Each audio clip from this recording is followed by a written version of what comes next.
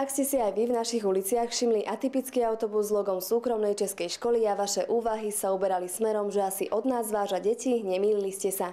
A keďže nás zaujímalo, aká škola dokáže premôcť lenivosť a pohodlnosť dnešnej mládeže, vybrali sme sa jedného rána po ich stopách. Zatiaľ, čo ich rovesníci ešte spokojne odfukujú pod paplónom, oni už začínajú svoju púť za vzdelaním. Krátko po 6:00 vyráža z Púchova autobus, ktorý pozbiera deti od nás až po Vsetín, aby už o 8:00 mohli sedieť v laviciach najväčšej súkromnej školy v Česku. Od chvíle, kedy Vsetínska Kostka škola privítala prvých 4 slovenských študentov, ubehlo 6 rokov a dnes už našinci tvoria 8 klientely. V tuto chvíli máme přímo Púchovčanů 15 z těch 51. Pokud se jedná o ty další destinace, tak tam pak vedou ten směr k hranici, jako jsou Lazy pod Makytou 5krát, Městečko 4krát, ale máme tu i studenty od Košic, z Žiliny, z Bytče. Škola ponúka 20-ročnú tradíciu, medzinárodný certifikát AIS a multiodborovosť. Okrem humanitného gymnázia tu môžete študovať na pedagogickom líceu alebo jeden z odborov podnikateľskej a ekonomickej vetvy.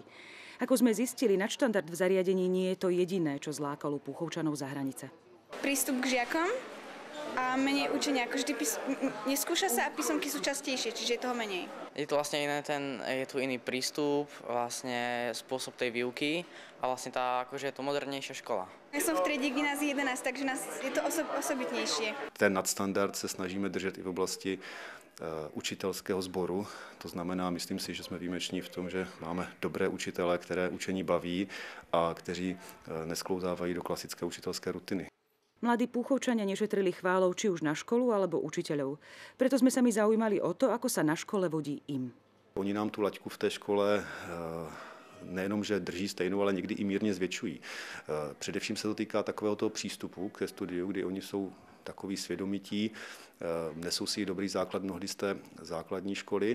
Následne nás zástupca riaditeľa zveril do rúk dievčatám, ktoré nás sprevádzali po škole a zaviedli do špeciálnych učební, posluchárne, telocvične, príjemného ateliéru a ako správne sprievodkyne všetko komentovali. Tuto by som vám rada predstavila našu školskú redakciu iCube. Tuto sa vlastne žurnalisti učia písať články, učia sa pracovať na počítači s článkami. Tuto spracovávajú svoje nahrávky, čo urobia v meste s ľuďmi, či už sú to nejaké ankety, prípadne nejaký prieskum. Tuto spracujú do článku a následne zavesia na internet, na našu stránku iCube, kde si to môžeme my žiaci pozrieť, ohodnotiť, prípadne sa nad tým zamyslieť a potom s nimi prediskutovať. No, dievčatá, keďže vám to takto pekne ide, mohli by ste ma na chvíľu zastúpiť. Čo sa ti najviac na tejto škole páči? Čo považuješ za také Tak v prvom rade istotne učitelia a ich prístup, pretože sú veľmi milí, pomôžu, keď treba, aj čo sa týka opravy písomiek, doučovania alebo vysvetľovania, keď ničomu nerozumieme. V ďalšom prípade sú to priestory, pretože naozaj vyzerajú veľmi pekne aj tie triedy, aj celkovo na chodbách sú obrazy, plagáty, všetko nejaké diplomy a tak, aj diela študentov, takže je to veľmi také príjemné a priateľské prostredie. Pre úplnosť ankety sme rovnaké otázky položili potom aj my. Také tie stáže, možno, že sú tu tie možnosti cestovať, potom ten prístup k žiakom a že sa neskúša aj meniť tej práce do tej školy. Napríklad, že môžeme ísť na konzultácie, keby sme nejakú látku nepochopili, alebo dopísať písomku. Ďalej školský autobus, ktorý vlastne je to ním pohodlné a nemusíme prestupovať na vlaky a ešte vlastne stáže. Keď si sem prišla, nebala si sa proste tej češtiny, nemala si s ňou problémy? Čo sa týka rozprávania, tak ani nie, lebo skôr je to tak, že my Slováci rozumieme Čechom a Češi zase veľmi nám nie. To sa často stalo, že nám Češi nerozumeli, ale problém nastal skôr s gramatikou, keď sme mali písať nejaký diktát alebo tak, pretože pre Slovákov sa to zdá ľahké písať po česky, ale naozaj to tak v skutočnosti nie je. A keď chce Slovák písať dobre po česky, tak musí naozaj poriadne na tom zapracovať. Nie, pretože tu môžeme rozprávať po slovensky a prvé 2 roky môžeme všetko robiť po slovensky, iba diktáty po česky. A máme úľavu. Ako ťa prijali tvoji spolužiaci, ako si tu zapadla, keďže si zo Slovenska? Tak sme viacerí Slováci v triede a oni nás brali normálne ako rovnocenných, ako keby sme boli tiež z Čiech, akurát sem tam si urobili srandu z nášho jazyka, že nás imitovali, predvádzali a tak, ale my sme to brali zase s humorom, tiež sme ich predvádzali a už to začína tak, že už aj my Slováci začíname pomaly po česky hovoriť. Vzhľadom k tomu, že sme mali nový kolektív, tak boli sme na zoznamovačke v Taliansku, tak to bolo v pohode, sme všetci dobre zapadli. Iba z začiatku nám moc nerozumeli, ale už teraz vlastne vidím, akože v pohode sa s nimi dá rozprávať aj všetko.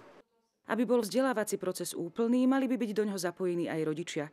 Odbehli sme teda na slovíčko aj za nimi. Náš Jakub sa rozhodol sám, on odjak živa chce byť učiteľom. Tak začal hľadať na webových stránkach pedagogické školy. No a čo sa týka stránky webovej, kostkovej, strašne ho oslovila. No a tak sme sa tam rozhodli pozrieť a tým sme hneď sa rozhodli aj my. Oslovila nás tá škola nielen vybavením, ale aj prístupom k žiakom, aj k rodičom. A keď sme odtiaľ odchádzali, tak dcéra sama povedala, že by bola veľmi rada, keby tam mohla chodiť a že by si našla aj brigádu, aby si to školné sama mohla platiť. Dobrá investícia. On je spokojný, síce je to náročné, ale je spokojný. My sme veľmi spokojní s tou školou, hlavne z toho dôvodu, že je dcéra veľmi spokojná. Mnohí naši učitelia si v tejto chvíli možno povedia, že veľa zo spomenutých výhod kostky existuje aj u nás, len si ich ako keby nevšímame. Isté je, že úbytok detí pociťujú aj na Vsetíne, napriek tomu 15 až 20% uchádzačov môžu stále odmietnúť. Že by sa vedeli lepšie predať.